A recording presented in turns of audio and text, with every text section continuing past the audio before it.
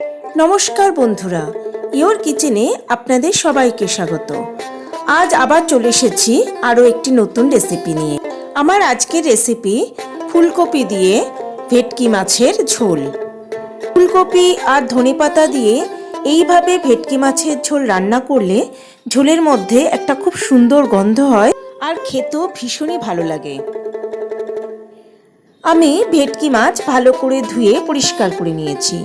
এবার এর মধ্যে দিয়ে দেব হাফ চামচ নুন আর দিয়ে দেব খুব সামান্য পরিমাণে একটু হলুদ গুঁড়ো। এবার এই নুন আর হলুদ দিয়ে মাছগুলোকে খুব ভালো করে মেখে নিতে হবে। এবার এটাকে 15 থেকে 20 মিনিটের জন্য রেখে দেব। এভাবে ফুলকপির ফুলগুলোকে নিয়ে ভালো করে ধুয়ে পরিষ্কার করে নিয়েছি। আলুগুলোকেও এভাবে কেটে ভালো করে ধুয়ে পরিষ্কার করে নিয়েছি। একটা পাত্রের মধ্যে নিয়ে নিলাম কিছুটা হলুদ গুঁড়ো, নিলাম 1.5 চামচ সাদা জিরের গুঁড়ো, 1 চামচ কাশ্মীরি লঙ্কার গুঁড়ো, হাফ চামচ লাল লঙ্কার গুঁড়ো।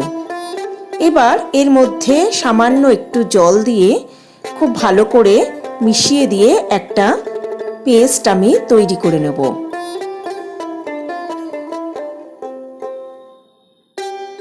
নিয়ে নিয়েছি বেশ কয়েকটা ডালের বড়ি। প্যানে দিয়ে দিলাম সর্ষের তেল। এই রান্নাটা সর্ষের তেল দিয়ে বেশি ভালো হয়। তেল গরম হয়ে গেছে। এবার এর মধ্যে দিয়ে দেব নুন আর হলুদ দিয়ে মাখিয়ে রাখা মাছের টুকরোগুলো। এই সময় গ্যাসের ফ্লেম থাকবে মিডিয়ামে। এক পাশটা ভাজা হয়ে গেছে। এবার আমি মাছের পিসগুলোকে উল্টে দেব যাতে অন্য পাশটাও ভালো মতো ভাজা হয়ে যায়। এই মাছ বেশি ভাজবেন না। এবার মাছগুলো ভাজা হয়ে গেছে, আমি প্যান থেকে এগুলোকে তুলে নেব। এবার ওই তেলের মধ্যে দিয়ে দেব কেটে রাখা ফুলকপি। এবার এর মধ্যে দিয়ে দেব খুব সামান্য পরিমাণে একটু নুন আর দিয়ে দেব একটু হলুদ গুঁড়ো। এবার এই নুন আর হলুদ দিয়ে ফুলকপিটাকে ভালো করে ভেজে নিতে হবে। এই সময় গ্যাসের ফ্লেম থাকবে মিডিয়ামে।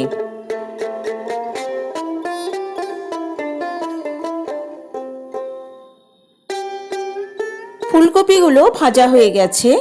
এবার এগুলো আমি প্যান থেকে তুলে নেব। এবার ওই তেলের মধ্যে দিয়ে দিলাম ডালের বড়িগুলো। গ্যাসের ফ্লেম একদম লোতে করে দিয়ে ডালের বড়িগুলোকে খুব ভালো করে ভেজে নিতে হবে। ডালের বড়িগুলো এরকম লাল লাল করে ভেজে নিতে হবে। এগুলো ভাজা হয়ে গেছে। এবার এগুলো আমি তেল থেকে তুলে নেব।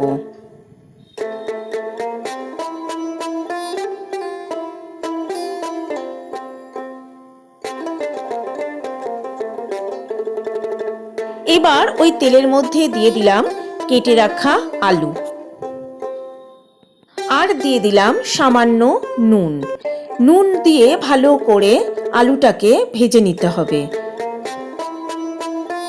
আলুগুলোকেও খুব ভালো করে লাল লাল করেই ভেজে নিতে হবে। আলু ভাজা হয়ে গেছে। এবার এগুলো আমি তেল থেকে তুলে নেব। এবার ওই তেলের মধ্যে আমি দিয়ে দেব হাফ চামচ কালো জিরে। তেলের মধ্যে এগুলোকে একটু নাড়াচাড়া করে নেব। তারপর এর মধ্যে আমি দিয়ে দেব কুচিয়ে রাখা টমেটো। টমেটোটাকেও খুব ভালো করে নেড়ে চেড়ে ভালো করে তেলের মধ্যে ভেজে নিতে হবে। টমেটো ভাজা হয়ে গেছে। এবার এর মধ্যে আমি দিয়ে দেব 1 চামচ আদা বাটা। খুব ভালো করে আদাটাকেও তেলের মধ্যে ভেজে নিতে হবে যতক্ষণ না এর কাঁচা গন্ধ চলে যায়। এই সময় গ্যাসের ফ্লেম থাকবে মিডিয়ামে। আমার সকল দর্শক বন্ধুর কাছে একান্ত অনুরোধ রইল আমার চ্যানেলটা সাবস্ক্রাইব করার। আদা ভালো করে ভেজে নিয়েছি। এবার এর মধ্যে দিয়ে দেব হলুদ গুঁড়ো, লঙ্কার গুঁড়ো আর জিরে গুঁড়োর যে পেস্ট আমি তৈরি করে রেখেছিলাম সেটা। খুব ভালো করে এই মশলাটাকেও তেলের মধ্যে কষিয়ে নিতে হবে। এই সময় গ্যাসের ফ্লেম থাকবে একদম লোতে। প্রায় মিনিট খানেক আমি মশলাটাকে কষিয়ে নিয়েছি, আর এখন এর থেকে তেলও ছেড়ে দিয়েছে। এবার এর মধ্যে আমি দিয়ে দেব জল।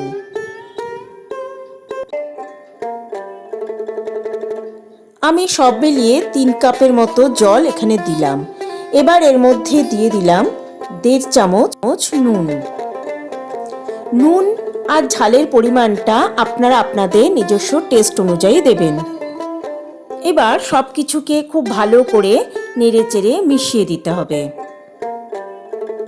এবার এটাকে ঢাকা দিয়ে হাই ফ্লেমে খুব ভালো করে ফুটে উঠতে দেব।